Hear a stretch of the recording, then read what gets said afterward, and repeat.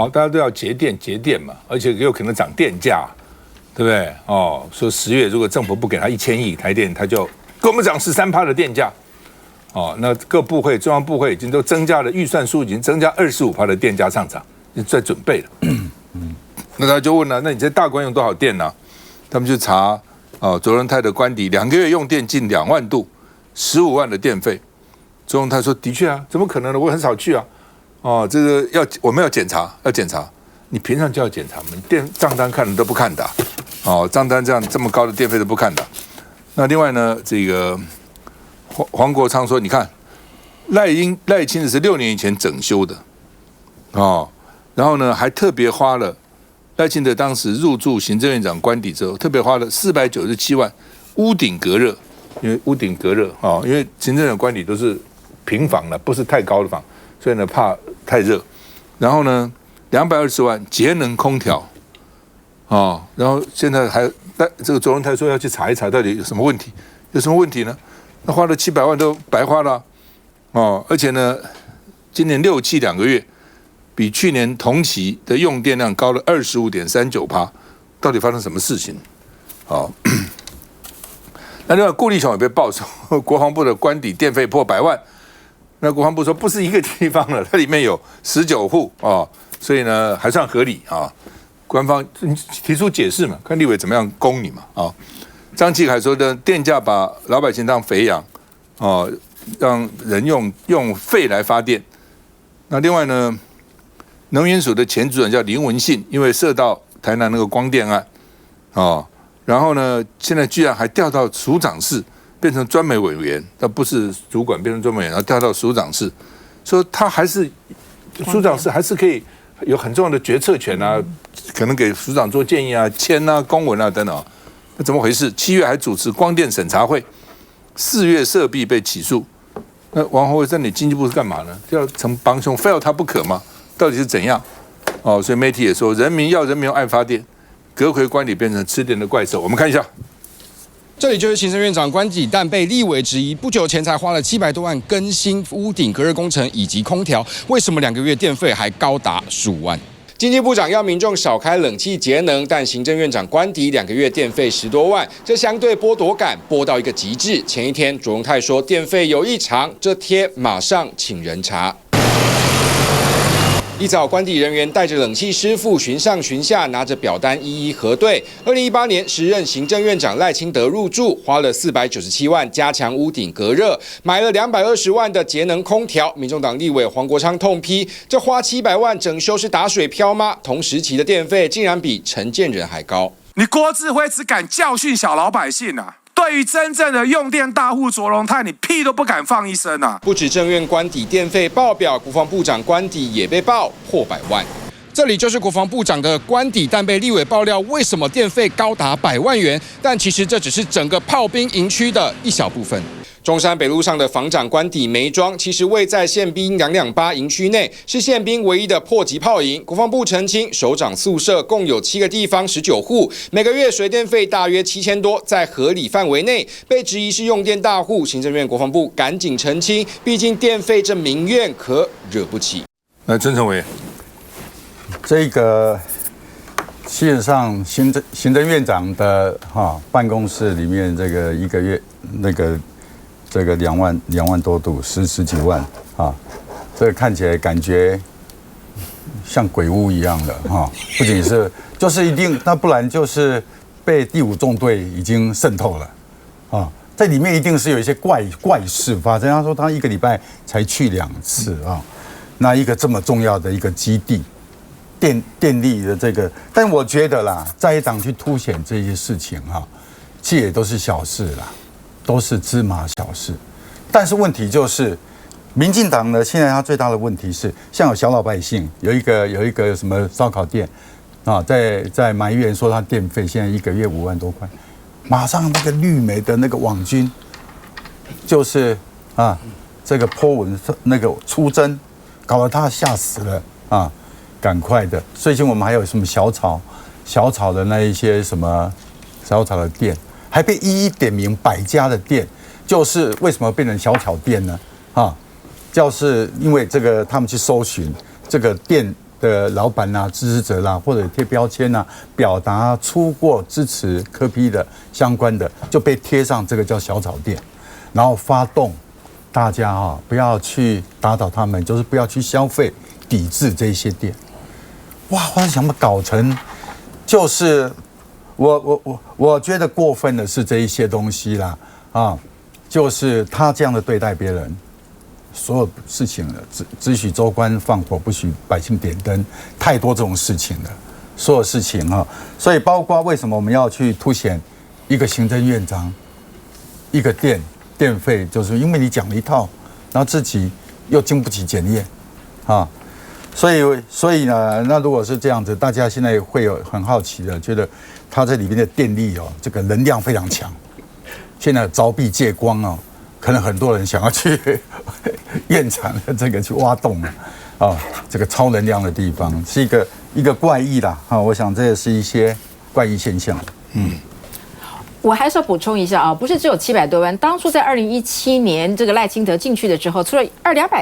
花了700多万来做这个所谓绿能之外，他还花了更多的钱去把这个大门的方向给改革，所以他们总共花了1242万。而且同样时间的时候呢，他也推出了所谓要带头作用所谓绿建筑的示范区，好不好？绿建筑的示范区就是他的自己的住宅，已经花了非常多时间，不管在屋顶或者在他们的空调设备里面做，他到底有没有做到？那就是因为绿建筑建筑区的话，你看，为了要节能减碳，我跟大家报告一下现在今年当中的话，除了国防部之外，各个机关都是加强这个水电费。总统府花了649万，行政院增加381万，都在做什么？都在做增加水电费的一个编制。所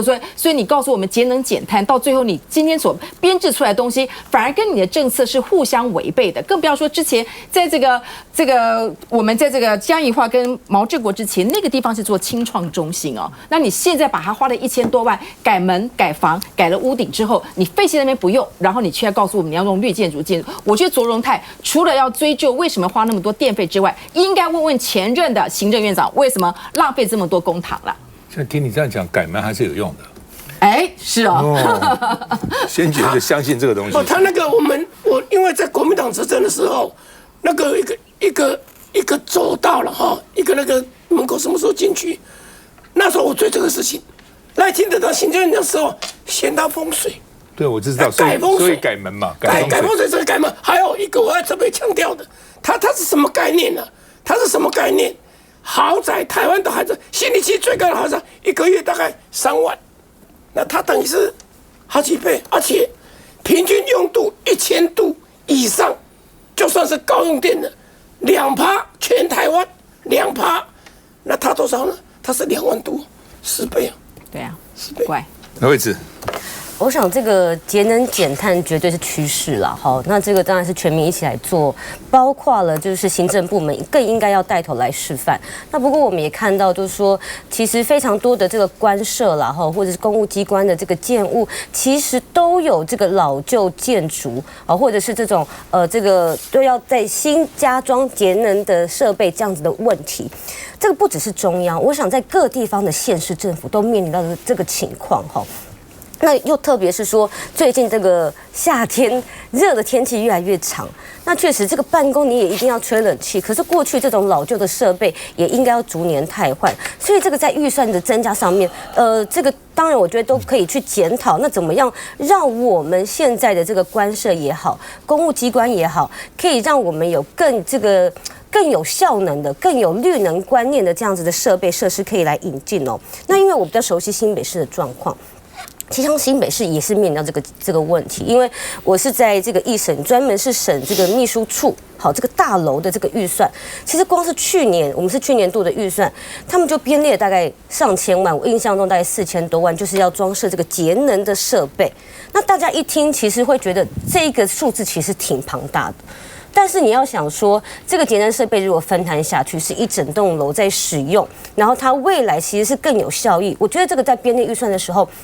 我们确实是在思考说，它是不是真的能够达到未来可以有这个节能减碳的这个带头的效益哦。那我们来看，就是说卓荣泰院长的这个管理的事情，他其实自己也跳出来说，如果是这个账单确实不太合理，因为他自己本人没有住在那里，他只有偶尔去开会，可能1周1天或2天来做事。一个礼拜2天了，他这样讲了，1个礼拜2天。是，那早上有会的，1个礼拜2次早上有会议的。是。那我们认为说，确实如果是老旧官舍，那当然要查出，就说到底耗电的原因是在什么地方？那其实过去除了我刚才讲这个新北市的案例之外，过去在中央也有这种老旧的这种宿舍耗电量大增，引起大家这个诸多讨论的这样子的案例哦。我查到是在2011年哦，这个我们这个最后一任的新闻局局长杨永明老师，他那个时候其实也有一个争议，他住在这个信义宿舍。他那个时候也传出来说，一期的电费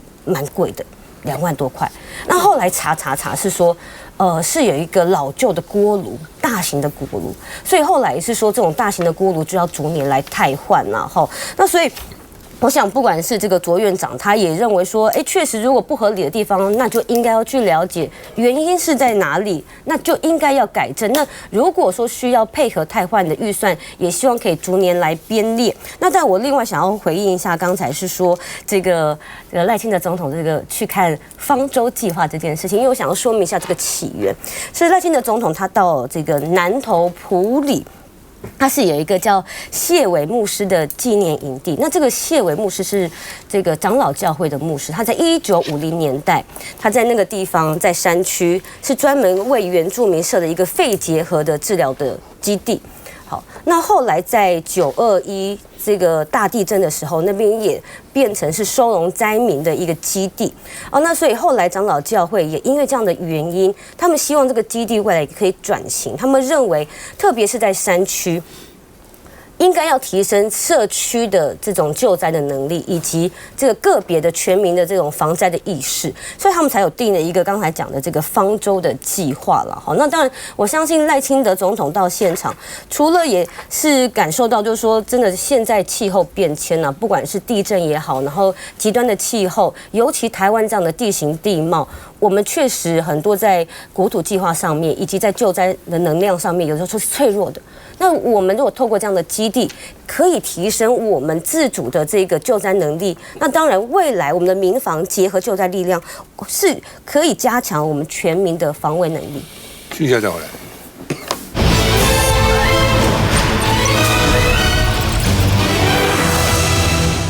长者是宝，需要陪伴与照顾，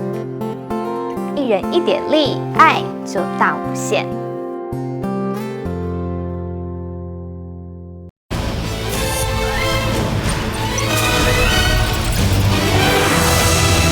台湾各种诈骗很多，包括去骗政府的钱啊，发国难财啊，什么鸡蛋啊，这个什么口罩啊，疫苗等等。但是我这边要讲一个哦，昨天晚上我突然接到一个，在我的 WhatsApp， 因为现在大家都有 WhatsApp 嘛，就看起来像真的哦，这个是商家使用 Meta 公司提供的安全服务对话 ，Hello, how's the form？ 置顶重要这个讯息，就跟你讲说你用的 WhatsApp 违反了它的条例。所以你24小时里面要回电给他，他帮你去这个查证，再让你恢复你的权利。昨天一看到之后，我就觉得这像个骗子，但是看起来很真啊，而且我接到不止一次啊。我就赶快问我们的这个公司的资讯，他说骗子，不要理他。我就赶快发给很多朋友，就小心哦，这个骗了。很多朋友都跟我讲说，还好你告诉我，我们差一点按，因为总觉得这很像真的嘛，对不对？那今天有个朋友讲说他按了。结果呢？他按了，结果呢？因为按了以后什么？你的资讯都到对方去了。各自，你的各自不是你各自，你跟别人什么联络什么，人家都有了。比如你跟我比较好，我就说啊，是，他就冒我的名，你看是宝兄啊，我突然就需要5万块啊，你是不是能周转一下等等？我一个朋友今天就被骗了5万块。这个还 WhatsApp 还认为说比 Line 更安全，大家都开始使用这个。美国的或者对啊，就这样子啊。而且还有朋友跟我讲说，你这是看到中文的，我还没有见到英文的，还见到法文的，还有不同的文的所以很可恶，因为很多人很可能就按了一下，就觉得说你说我违规，按回去，我告诉你我没有违规嘛，对，所以只是用这边提醒大家你按了干嘛呢？很多骗你不是要骗你他骗你的资讯以后，他用你资讯去骗你的朋友，知道吗？对骗你的朋友说，哎呀，他落难啊，他现在急需啊，用你的名义去发，因为他已经有你所有的资料，所以那个口吻什么都很像嘛，大家都觉得，哎，这个好像真的我朋友啊。好，那么再讲啊，进口蛋，3个官员5个业者被列被告，昨天检察调查局兵分14路去搜查农业部跟超市啊什么这些公司，但是多久以前的事情啊？ 1年多，2022年、2023年就有了3月，现在去查，对，你查还在吗？证据还在吗？我都很怀疑了。哦，你现在查什么东西呢？到底为什么现在才查呢？所以呢，这个黄国昌说呢，陈俊基就现在农业部长，你说了多少谎，不要躲起来。哦，而且现在好像都没有搞到大官哈，前部长啊什么都没有，都搞到那种副司长级，就最多就这样子了。那监察院检察官去提也是因为监察院也提出纠正，监察院平常也不做什么伟大的事情，哎，对这个蛋啊，倒也提出一些纠正，所以有5个纠正，6个检讨，农业部要改善啊。那现在问农业部长，他说这次他不公开，不便告诉你内容到底怎样，我们被搜索到底搜索了什么东西啊？然后现在呢，这个畜产会的专员50万交保，说他涉贪，超私量采的2个负责人也是诈欺罪交保。哦，这个林宜龙、吴俊达、秦宇桥看起来这比较重大一点，是200万交保。那他们从巴西进口，不要成本，光那个手续费就赚了3800万。我查了一下，一共1亿多哎，对，一共赚了1亿多哎，进口一个蛋啊、哦。然后呢，这个超市是1人公司，代表人姓名就叫秦宇桥。资本额只有50万，资本额50万，这么小个公司能够做那么大的生意，赚那么多的钱，哦，真的让他觉得这很奇怪嘛，哦，一本万利啊，哦，我们就不要看那个过程了啊。那另外呢，这个超市的老板叫秦宇桥的女儿1人兼3角，哦，那另外呢，他现在不认罪，然后我没有什么好澄清的，就是这样子了，我进口蛋卖蛋哦，然后赚钱，就这样，所以他200万交保啊。哦，那另外呢，量采的负责人是整形名医。什么叫整形名医呢？因为他是个医生，哦，他这个公司呢做的事情基本上你看他的简介也都是什么拉提啦，什么狐臭手术啦，雷射燃脂啦，玻尿酸啦，等等，就是个医生嘛。那怎么去进口蛋呢？而且被号称是天后御用整形师。为什么是天后呢？我去查了一下。大 S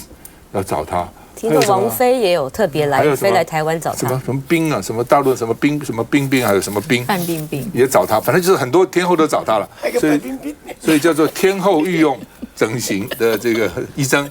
所以就是说，你进口蛋图利，而且食安问题，而且有浪费问题都有哦。看一下。北检侦办进口蛋弊案，这回兵分14路搜索农业部、中央畜产会，其中畜产会前执行长陈忠兴也被列为被告约谈。检方查进口蛋的弊案，查了多名的官员还有业者，而其中的关键人物也是唯一被监察院点名的，就是超私公司负责人秦宇桥的女儿。而她呢，一个人分饰3角，以一条龙的方式，一个人来处理进口蛋的业务。拍什么拍了？好烦了，真的是烦死。我澄清一下，既然你不想被拍的话。有什么好澄清的？超私公司负责人秦宇桥早上筹到200万元交保金后，穿外套包紧紧离开北检，被爆出是1人公司，资本额只有50万元，是如何拿下60%专案进口量？疑似跟他至今还在日本的女儿吴玉菲脱不了关系。采购有在定是什么规则？北检这回指挥调查局依照贪赌、加重诈欺、伪造文书，传唤了3名官员以及5名业者，当中包括了畜产会家禽组组长以及10任畜产会的专员。检方漏夜侦讯之后，组长请回，但这名吴姓专员是50万元交保。另外，量采公司的负责人林一龙是100万元交保，他的员工林昌宪是30万交保。那这到底怎么回事？我个人觉得这件事情绝对是有图利啊，那而且呢，你必须要去看啊，刚刚特别提到，他们的超丝是由农业部委托啊，你看它8814吨啊，高达4.7亿耶。那你看巴西这个端的它的价格只有3.4元，差额是1.3亿哦。然后呢，它占进口的总量的60%。那你看我们有那么多专业的这个进口蛋的一个蛋商，他不去用，他去那个超丝，你刚提到它是我们这个高雄冈山的嘛，然后呢50万，那50万当中最重要是它不用带电任何的款项，而且农业部还提供补助。不用带电款项，农业部提出，然后呢，也不用去开立任何的信用状，而且呢，一切都是由它，包括报关进来，都是农业部一路处理。那请问为什么是超丝？我们每个人看都非常的羡慕啊，对不对？所以这个东西你说没有图利的嫌疑，每个人都画上问号。那诚如刚刚赵大哥所提到的，过了1年多的，该串证的，该灭证的，该还要做处理的，而且他现在所处理的层次之低的，中央畜产部的一些的人，难道没有更高的层级吗？如果超丝可以做这么多农业部的补助，你觉得光是凭这样的公司后面没有高人指点吗？那这么多的意见，我觉得他们如果办柯文哲可以这么快的时间来说的话，这个是跟民脂民膏，大家过去就已经是质疑，而且国民党在很早的时候就已经提出了这个所谓的需要来做个调查，都不处理。等总统大选完毕之后呢，现在呢可能为了要维护这个所谓的司法的平衡度，告诉大家我们是完全不是说只有办蓝白哦，我们连这个东西大家所关切也都会办哦。可你看看这么多来到目前为止，即使过了1年多了，你看看每一次所举措，我刚刚所提出来的嘛，进口报关各方面检疫保鲜这个部分里面都不需要提出任何证据，你只要告诉我超丝，我就马上给你开绿灯，有这种事情吗？这个图利这么明显，你现在才来给我办，而且办的部分里面虽然已经过了这么多，还是这些人。所以我觉得这个东西，如果你没有追查清楚，对我们个人来说的话，你还是在包庇，没有抓出更高层的部分，这就是包庇。休息一下再回来。